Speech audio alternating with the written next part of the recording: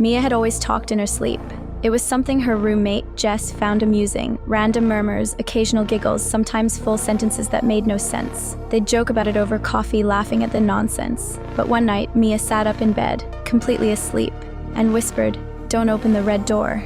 Jess laughed it off the next morning, but Mia felt uneasy. Their apartment didn't have a red door. Curious, she decided to record herself while sleeping, just to see what other strange things she might say. She set up her phone on the nightstand, hit record, and went to sleep.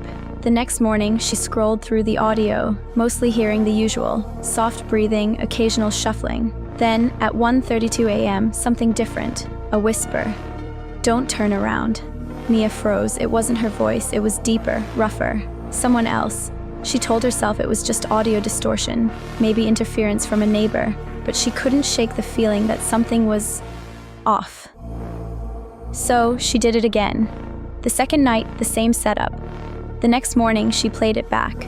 At 1:48 a.m., the same voice. "I see you." This time, she swore she could hear movement in her room. She told Jess, who rolled her eyes. "You probably left a podcast running," she joked. To prove Mia was overthinking, Jess agreed to sleep over and listen to the recording in the morning. The next day, Mia was up first. She grabbed her phone, hands shaking, and hit play. Silence.